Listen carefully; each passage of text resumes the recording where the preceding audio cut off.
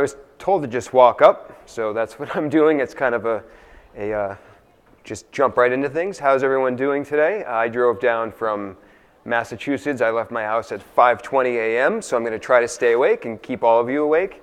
I'm just curious, who flew here? Who took a plane to get here? Wow, a lot of people. Who drove or like took a train or something like on the land? Okay, wow, a lot of people flew. So we're going to talk about advanced keyword research for content opportunities. It's kind of a mouthful. I wanted to start by asking who here kind of owns their own business? Who here is running like an affiliate site maybe on the side, like something you're trying to get started? Okay, not quite as many people. And is anybody here like working in a company, like in the marketing department? Or okay, a few people. So a lot of people running their own businesses. That's great. I think this talk will really be relevant to everyone, but I just wanted to get an idea. So why are we talking about SEO, right? SEO is kind of, in a lot of people's minds, it's old. It's not this new, fresh thing anymore that can really drive a lot of results. But I've been doing SEO in my company, just back up a slide, for 5 or 6 years, and day in and day out, week in and week out, we drive a ton of results with content, because that's one thing I see a lot of people not doing effectively is knowing what content to create to drive results. And I see a lot of mistakes made out there. I have clients that have affiliate sites, so there's a ton of value still to be achieved with SEO. You just have to know where to look and what type of content to create. How many people here are already creating content? Like you have a blog, a podcast, articles. So that's the thing too, is you probably want that content to do something. You want it to drive traffic. You want it to drive search traffic, hopefully, maybe get leads, maybe capture emails, maybe sell some things through your affiliate products. And a lot of people just kind of throw content out there and expect it to do something. You're waiting for something to go viral. You want something to just rank in Google. Maybe you're trying to build backlinks off of that content. But what I've seen and what I've done with my clients and my own site is if you really intentionally target content and create content with a purpose, and what I'm going to show you here today is one purpose, one way to create content, you can drive a lot more results that way, rather than just expecting that content and hoping that content to do something for you. And the idea of keywords, like a lot of people in SEO you hear, like how many people have a context to the current landscape of SEO? Has anybody heard of rank brain? No? Okay, hummingbird? The penguin penalty. More people have heard of that. I'm sure that hurt some sites in the past. So there's this trend in SEO, and you might hear it out there, that it's not about keywords anymore, it's about topics, and keywords don't mean anything. But the fact is it is about keywords, just not in the traditional sense. So you might think of SEO and keywords meaning that you find this one keyword, it has X amount of searches, and you build a piece of content off of that keyword, and then it ranks for that keyword, and then you get tons of traffic. And it's just simply moving more towards thinking of keywords in buckets that really represent topics. So what we're talking about here is not just like a single keyword, but coming up with really topics of things that you can then write about. So before I get into the actual tactics, I wanted to show 3 examples from actual client sites to show that this is something that we do and that it works. The first example is an affiliate site. This is a client of mine. This is a screenshot of traffic from one piece of content that we came up with a topic for through keyword research, posted that content. We did no link building to this. And as you can see, in about 2 years, a little bit more, it's gotten over 116,000 sessions. The thing about this, and something I'm going to repeat over and over, so you're going to hear it a few times today, this keyword, when we looked at it in AdWords Keyword Planner, had 0 search volume at the time. We were lucky because it's a trending topic that's getting more popular. But the first point I want to make is that you don't need to find a keyword that looks like it has 1,000, 4,000 searches a month. You can find keywords that look like they have 0, 10, 20 searches a month. But because of that bucket of keyword effect that I talked about, the long tail, all the variations, 80% of searches in Google, like more or less, happen one time and one time only. And that's rising because of mobile search, because people are speaking their searches into the phone. like real language. So now it's not about just a 2-word, a 3-word keyword. It's about finding that topic that represents a lot of keywords. The second example might not apply to many people in the room, but I wanted to show it because we built one piece of content for a client that's in the industrial industry. And this is kind of a boring, dry topic. They make like data plates, asset tags, like these metal labels for things. And their challenge is driving a lot of search traffic because not a lot of people are searching for, membrane overlay. It's just not a common keyword. So we found a topic that, I got one laugh so far. Remember that, thank you. We found one topic that relates to their industry. It's not a core product topic, but we built content off of it. And thus far, it's driven over 7,000 sessions. And for this site, this is their second most popular piece of content, second to their homepage. I already said that part. The third example is a software as a service site. And this is a site, I can't reveal the name of it because it's a client that I'm still working with, but it's a site that I'm sure everyone's heard of. You might use their product. They came to me last October, and they said exactly what I said to you guys when I started. We're creating content, but there's no goal. There's no plan. You need to give us some directions so we can actually leverage the content that we're creating to get search traffic. This is the screenshot of only one piece of content that we came up with the topic for them using some of the tactics that I'm going to show you. As you can see, since October, it's gotten over 36,000 sessions. It's their #1 traffic blog post, and their top 3 most traffic blog posts are off of content topics that we gave them. And again, they did no link building off of this. So the second thing I want to drive home, the first thing was, remember, you can find a keyword with 10 searches a month and still get traffic from that. And the second thing is, you need to know what game you're playing and who you're up against and what your competition looks like. If you have a newer site that has a domain authority of 20 or 30, it's very low in authority, you probably don't want to target something with 4,000, 5,000 searches a month. You're probably going to have a hard time, and you're just going to get discouraged trying to rank for something like that. Yet, if you target something, like I said, that has 10 searches, 20 searches, very long tail, 4 or 5 word phrase, you have a much better chance of ranking and gaining momentum off of that. The reason I mention that is because this site, this particular keyword did have 4,000 monthly searches, and they have a high domain authority. So they were able to actually tackle this topic, create a great piece of content, and then rank for it. So I know the argument I hear from a lot of people, from clients, is that, okay, we're going to build content, it's blog posts, we're going to get to rank, but it doesn't convert. And that's incorrect. If you look at, it's incorrect in many cases. If you go to your analytics reports and look at assisted conversions, either first touch conversions or assisted, how many people have gone to this report in analytics and looked at it? A few people. So go to your analytics. It's called multi-channel funnels. You go to that, you go to assisted conversions, and you can look at the landing page that people landed on, and you're going to find blog posts actually drive converting traffic if you trace it back to the original touch. They call it the first touch. And that SaaS site I mentioned a minute ago, this is all of their assisted conversions since we started working with them. Now, granted, it's not, like in the grand scheme of things, this is probably 2% of their conversions, but it is a good amount for putting out content, and it's evergreen, so it just repeats over and over again. One last caveat before we get to the tactics, because I'm going to show you tactics that will help you come up with creative topics, but there's this assumption that the content has to be good. It has to be what Rand Fishkin from Oz calls 10x content.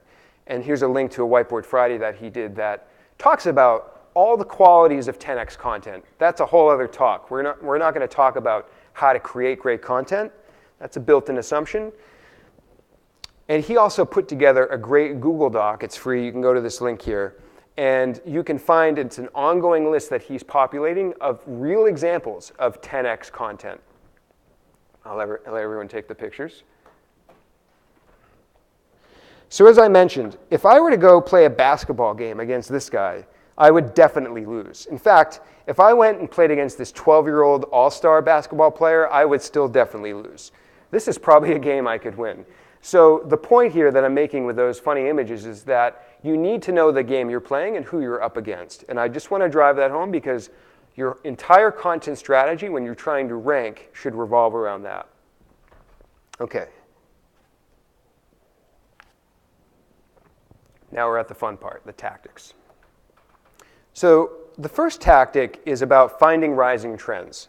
Now, this can be great for content. This can also just be great for business ideas or like a new side site idea. What you're going to do is go to Google Correlate. Who here has used Google Correlate? A few people. Awesome. So you're actually going to go to their search by drawing tool.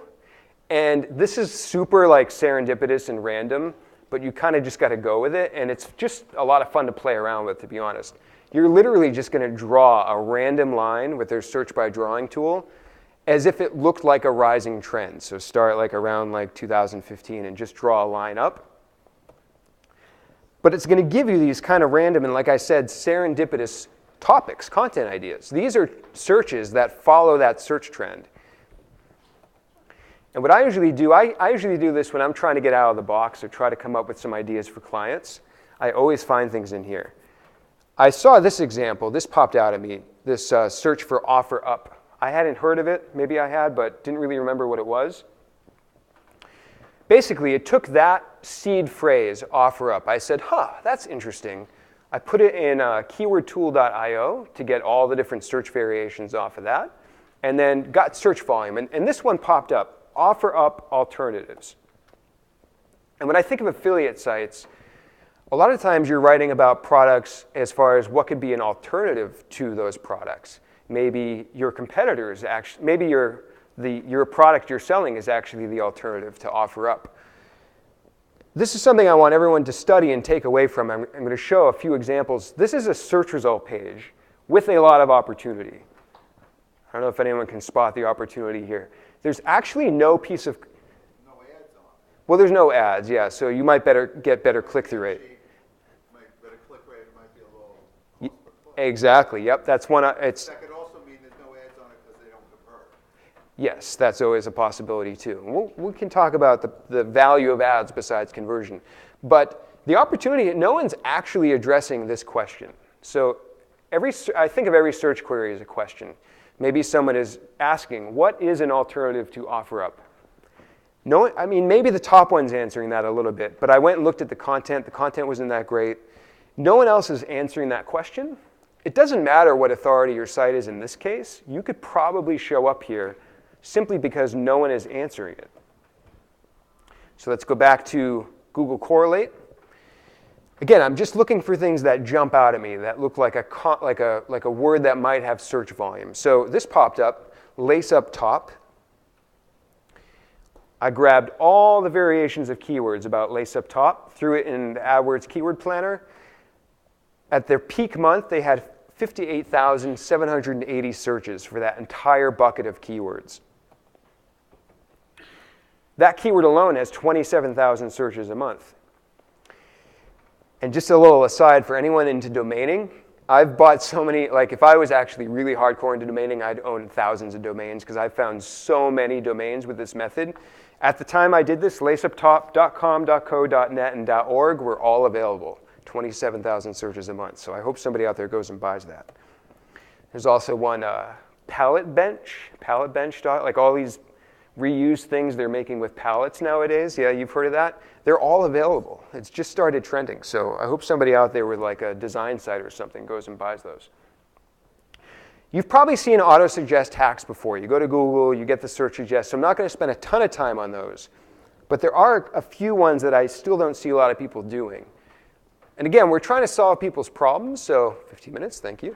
So what you're going to do is, like, if you've got a brand of a product that maybe you're trying to promote, and then use words like won't, can't, doesn't.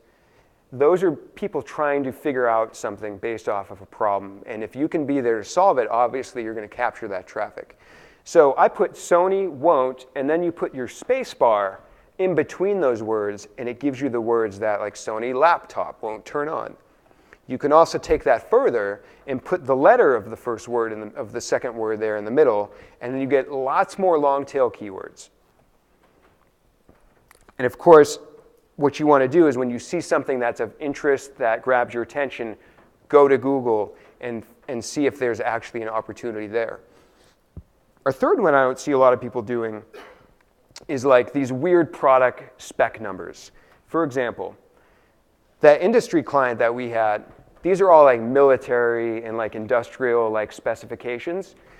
When we kind of stumbled upon these and did some of these searches in Google, all there was like government PDFs ranking and like old Word docs and like not really great content. So you can definitely bet that we jumped in and jumped on a lot of these keywords that are really just like these odd government specifications.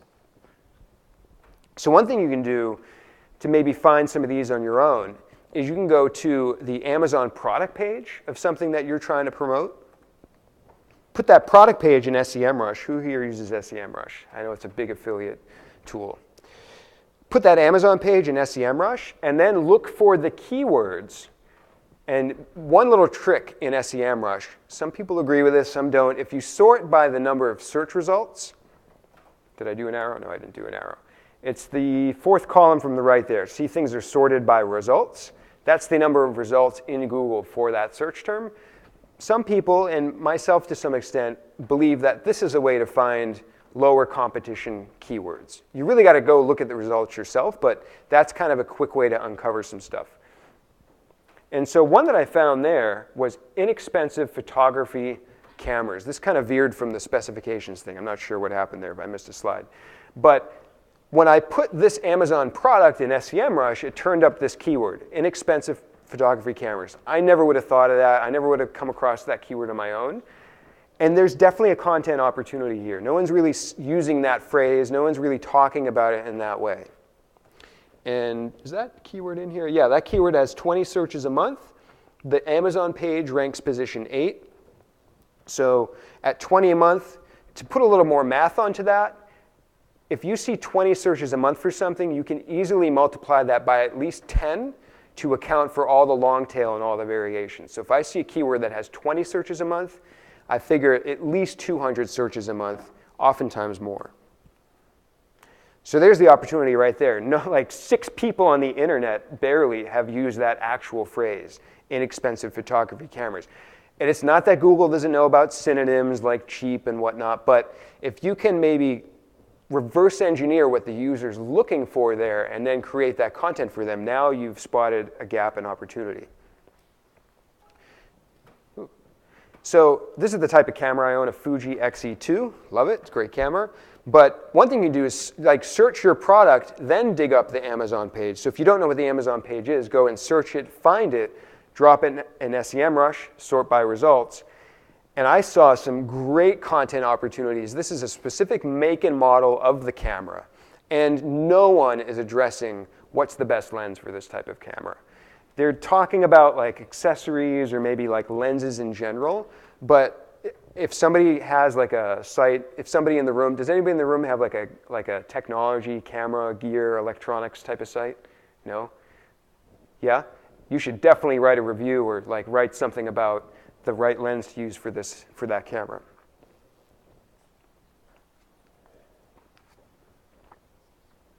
I love this fourth one. So remember that SaaS site I showed you? This is the exact tactic that we use for that site. The concept is that there's other sites out there, like let's say you're running a fitness site.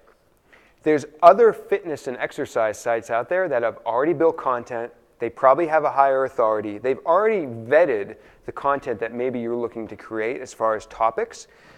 Take their site and put it into SEMRush and go to this pages report. It's a little hidden.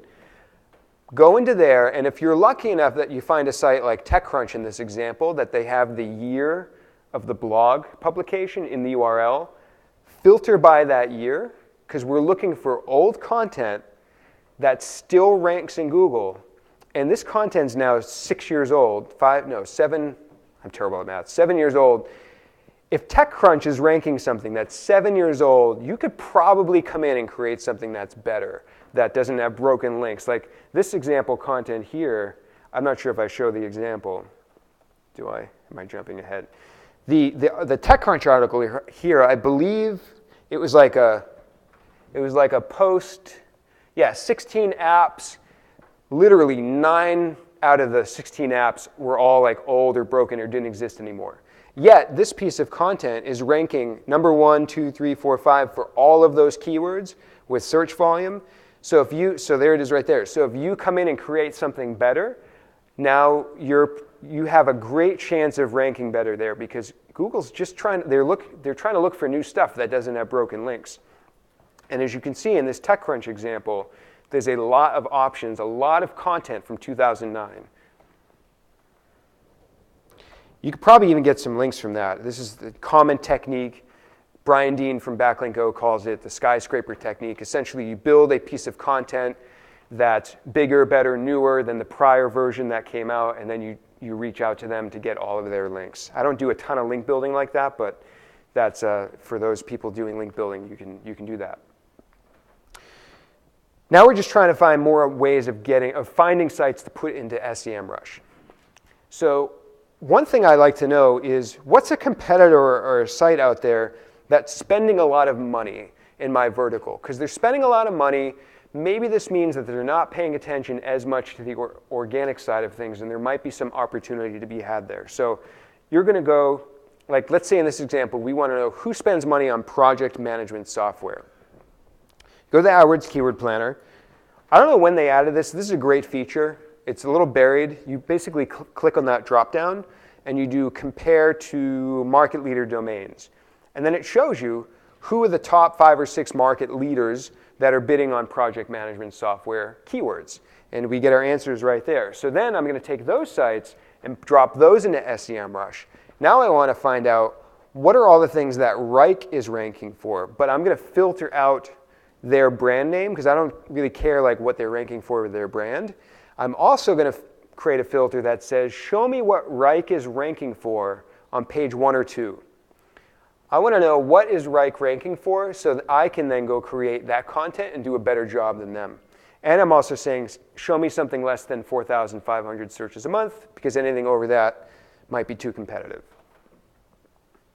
I already said all that. And so here's the result. This isn't the pages report in SEMRush. This is just the regular organic research page. And so I filtered out Reich's brand, and I found this keyword, kickoff meeting, 720 searches a month. Reich currently ranks position number 2.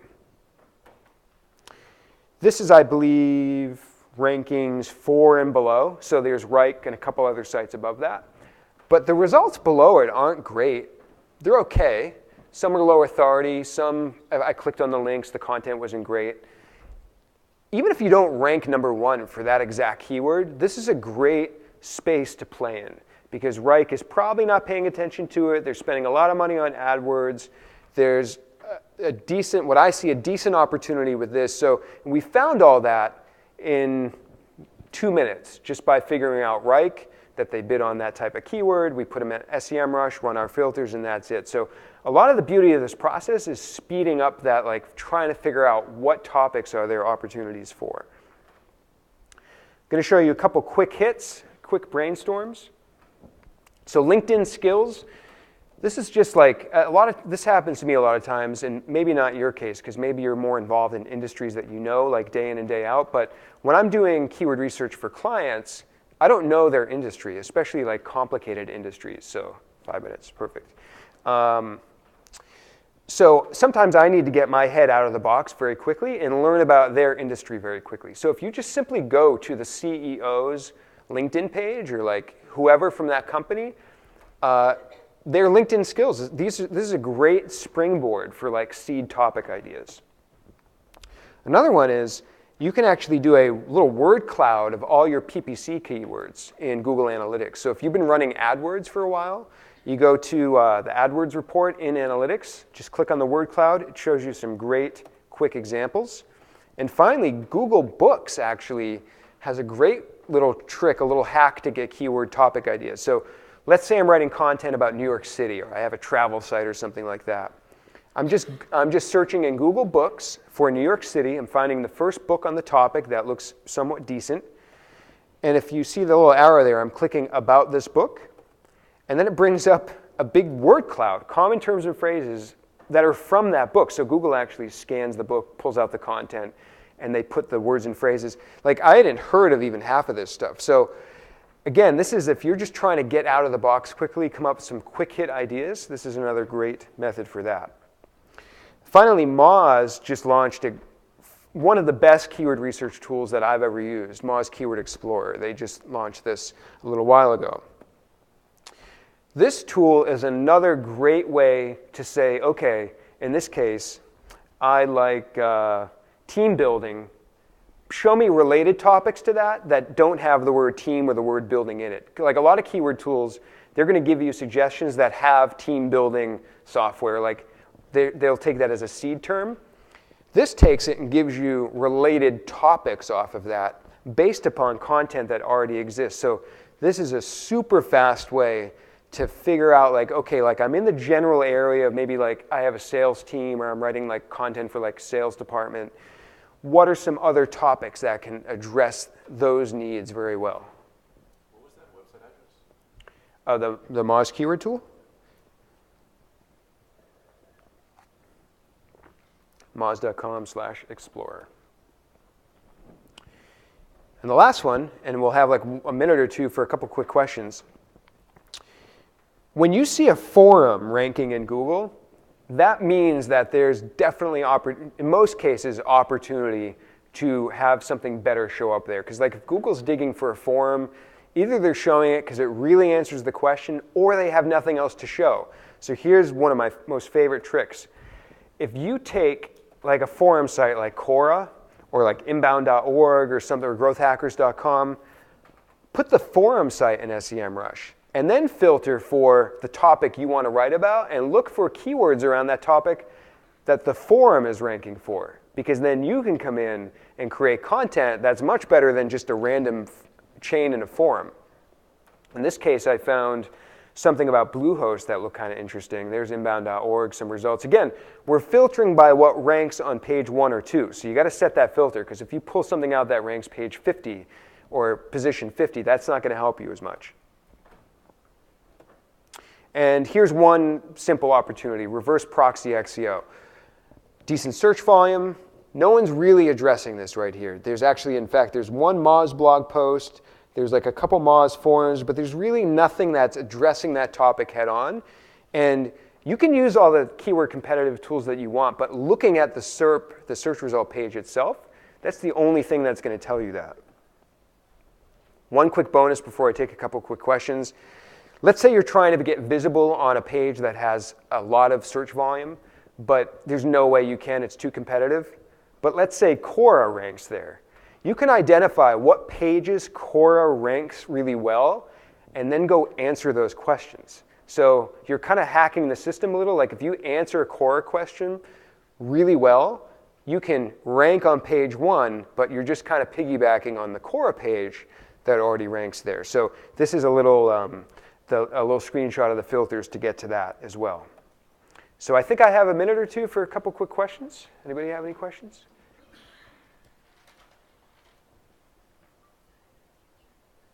No questions? Yeah? Were you stretching or you had a question? No, I'm just trying to formulate it. Where do you see the merger of search and social? The merger in search and social. So as far as we know, and Google says social doesn't really impact SEO, I don't really see a merge of them. I see that social is great for building an audience, for connecting with people, for listening, for amplifying your content when you build that audience. But there's some synergy there where like maybe if your content, if you have an audience, it gets amplified better. Maybe you'll help build the authority of your site and your brand, so then that helps SEO. It's this lots of layers of things, but I don't see a ton of merging, I guess. I don't know if that answers your question. Maybe, kind of. Yeah, I'd have to think on it a little bit. Yeah, I mean, what did you mean by merging, like in terms of? Strategically, tactically, like how are you using? Yeah, I think, time's up? Yeah, maybe we can chat after. I'm not good under the clock. But yeah, if anybody has questions, I'll be here for a little bit. Definitely come up and ask me, and thanks everyone, appreciate it.